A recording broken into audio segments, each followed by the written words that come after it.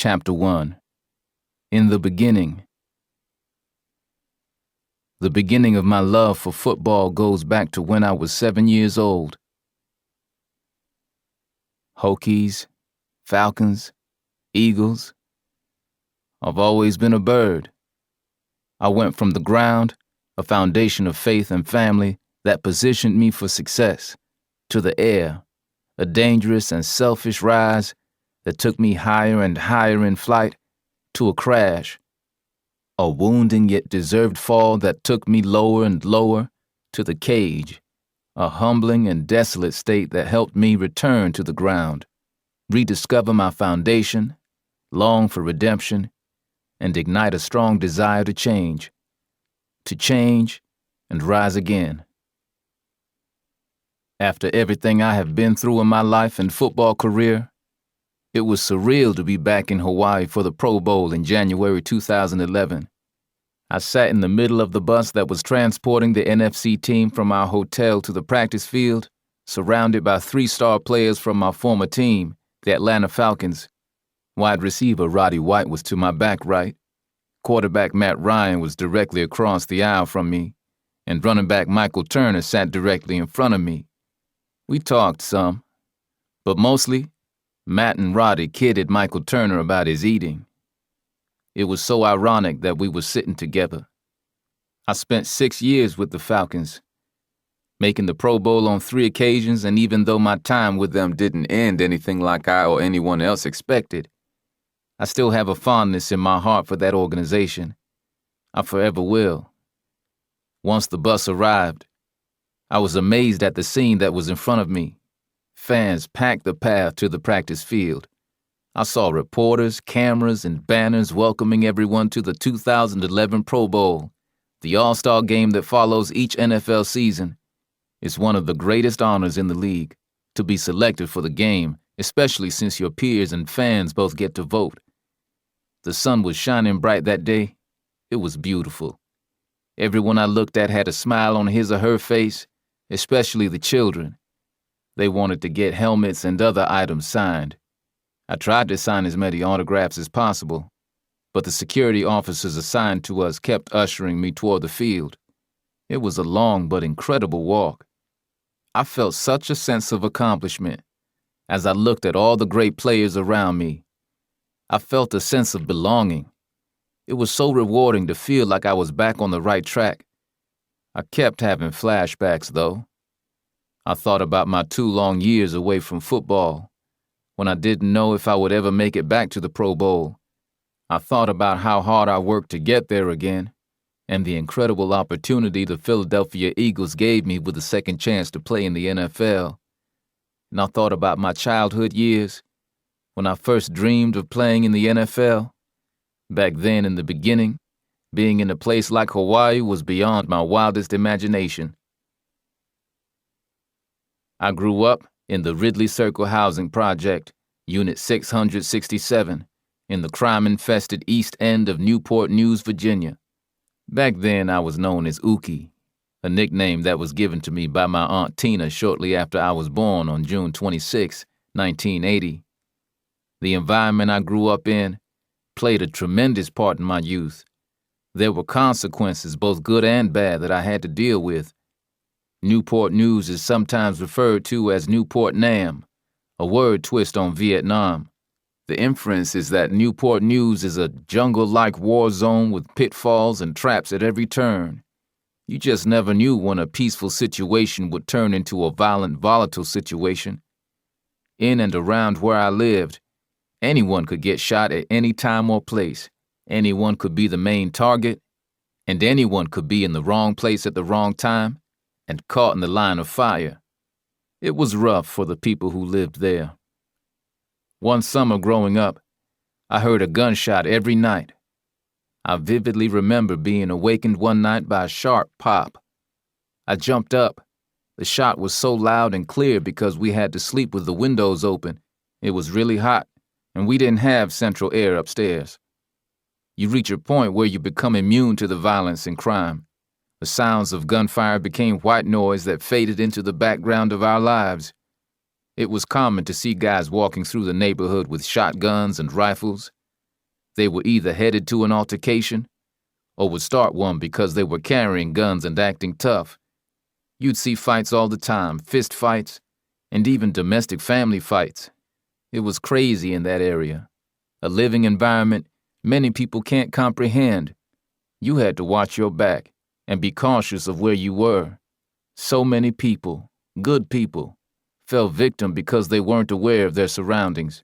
One of those victims was a close friend of mine, Abdullah McLean, who was known to the rest of us simply as P-Head. As just a young teen, he was shot walking near the Food Tiger store on Hampton Avenue. I was crushed when I heard about it. Before I had been immune to the gunfire, but now it had real consequences. My world changed that day. I lost my friend. We had been teammates in Pop Warner football, and the plan was for us to play together all the way up through high school. P-Head was going to be the quarterback, and I was going to be the running back.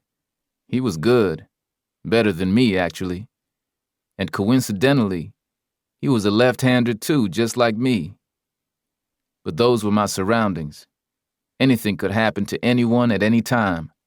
It's what we all dealt with on a daily basis and why I wanted to escape from Ridley Circle. My escape came through football.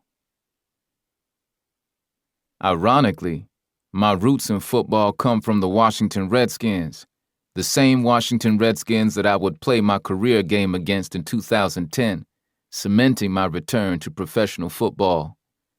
Sometimes it's the moments that take us back to the beginning that are the most important. The beginning of my love for football goes back to when I was 7 years old. I was spending time with my grandmother, Vick. I never knew anything about the game until one Sunday afternoon when she turned on the television because the Redskins were playing. They were my Uncle Casey's favorite team, and my grandmother's favorite too. After watching the game with them, I was hooked. My fascination grew deep inside me. At that moment, I knew playing in the NFL was what I wanted to do when I grew up. I'm going to play professional football someday, I told her. Well, you have to learn how to play then, I remember her saying. Ask your uncle because he played in high school. From that day on, I carried a football with me everywhere I went in the neighborhood. As time went by, I played more and more, getting better every day. I was highly competitive, a trait that was developed not only in Pop Warner, but also in impromptu games and scrimmages that broke out on the street before school began. We used to play tackle against other neighborhoods, against guys who were bigger and stronger than us. We were little guys, but hey, we wanted the older guys in our neighborhood to view us as good football players, and we wanted to be the best. So by playing against the bigger kids, we had to work harder and be faster. It was great practice.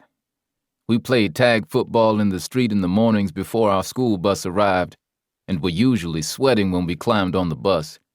It was how everyone honed their skills. It was why we were so much better than the other youth league football teams we played. We were practicing all the time. My first position for the Boys and Girls Club Spartans was tight end, which I didn't like. I was a good receiver, but the problem was that I also had to block, and I didn't like contact. I didn't even know what I was doing.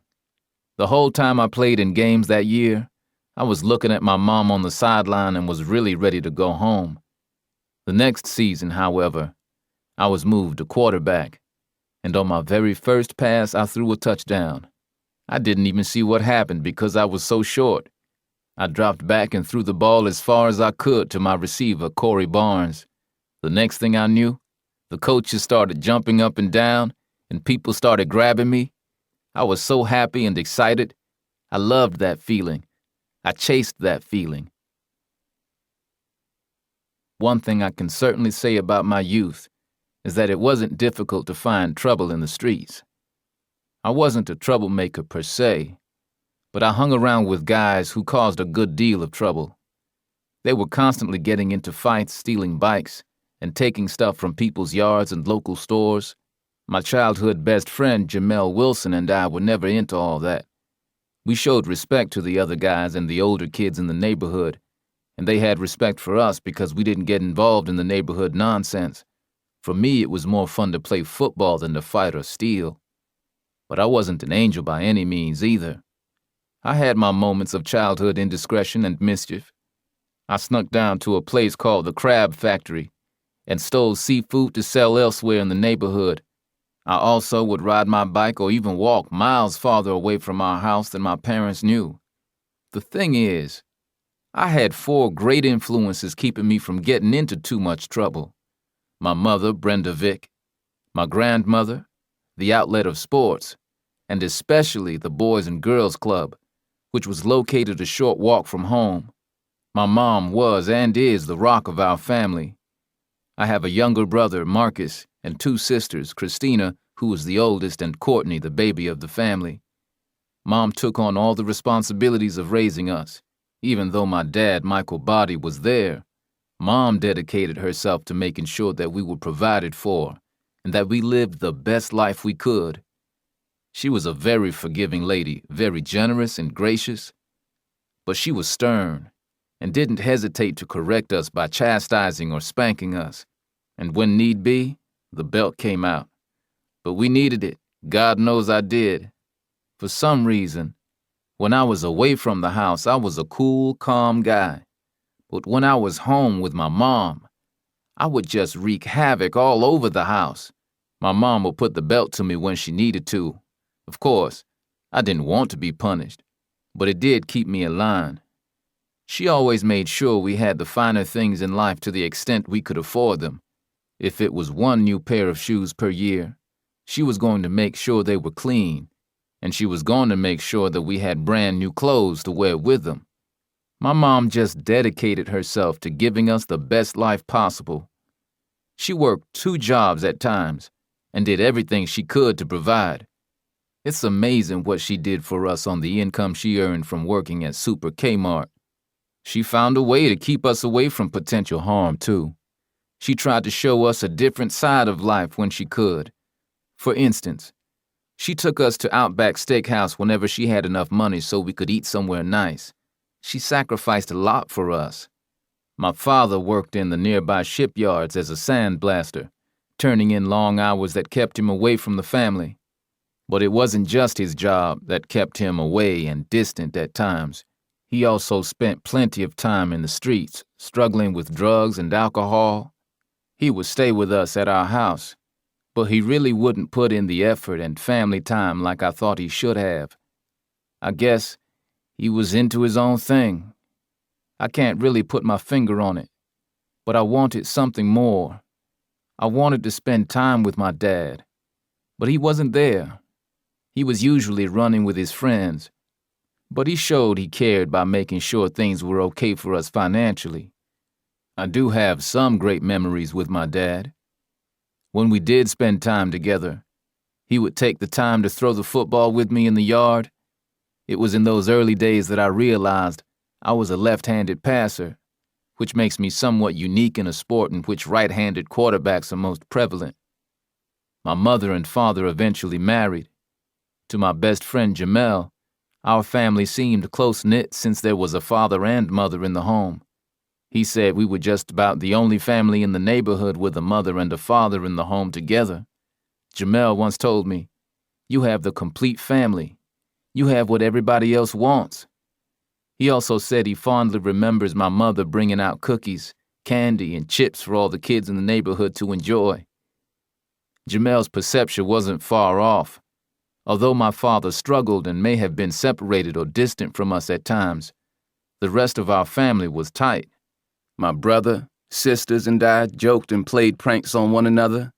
For some reason, I specifically remember my brother flipping the light switch and acting like he was being electrocuted. My sister would go bananas. Besides being practical jokers, we also played different games and had fun contests around the house. Thursday nights were pizza night. We would stay home, order pizza, sit cross-legged, and everyone would have a good time and laugh and joke. We were competitive in everything. We stayed up and played cards late at night, talking and enjoying time with each other. We played spades, war, checkers, and one of my favorite games, Monopoly. In Monopoly, I won all the time. I always had the most money and properties. Back then, money seemed easier to manage. I was especially close to my grandmother and spent many memorable times with her. Every weekend, my sisters and I would stay over at her house. I laugh now, remembering how I would flee to her for refuge. When my mom was mad at me or whenever I got in trouble and got a spanking, I would usually go to my grandmother's house. She was my getaway. She was my hideout, and she spoiled me to death. If the trash was full, I would take it out, and she would give me a quarter. When I came in at the right time, she would also give me a quarter, enough for me to go get some candy from the store. She was an incredibly loving lady who always cared about us. If anything was wrong with our health, she felt like she could cure us. If I went to her house on the way to school and said I was tired, she would let me stay home, and I wouldn't have to go to school. If only my mother knew. Always a positive influence, even when I stayed home from school. She instilled in me that I had to have the inner strength to overcome adversity. I can remember her saying, "You make sure you take advantage of every opportunity you can in life and make sure to take your education seriously, because nothing is going to be easy." At that time when I was young, I didn't understand what she was saying, but she was right. Taking advantage of every opportunity is something I wish I had done. My grandmother also introduced me to the Christian faith. She took me to Solid Rock Church, located in our neighborhood close to where we lived. Those times established an important foundation that I later turned to in my most trying moments. During my sophomore year in high school, I started sleeping with the Bible under my pillow. I felt like it protected me, and I wanted to be closer to God. As I read the Bible at a young age, I tried to get a clearer understanding of what was written, but I really needed some counsel, discipleship, and education about what I was reading. Even though I wasn't able to grasp everything on my own, I was able to build that sense of belief, knowing that I could do all things through God and that I couldn't do it without Him. My favorite scripture passage growing up was Psalm 23, which in the King James Version of the Bible says, "The Lord is my shepherd, I shall not want. He maketh me to lie down in green pastures. He leadeth me beside the still waters. He restoreth my soul. He leadeth me in the paths of righteousness for His name's sake. Yea, though I walk through the valley of the shadow of death, I will fear no evil, for Thou art with me. Thy rod and Thy staff, they comfort me. Thou preparest a table before me in the presence of mine enemies. Thou anointest my head with oil. My cup runneth over. Surely goodness and mercy shall follow me all the days of my life, and I will dwell in the house of the Lord forever." My favorite verse of Scripture, Jeremiah 29:11, is one that my grandmother always told me to read. "For I know the plans I have for you, declares the Lord, plans to prosper you and not to harm you, plans to give you hope and a future." I know the other kids in the neighborhood weren't sleeping with the Bible under their pillows. They weren't reading their Bible at night. None of my friends were doing it.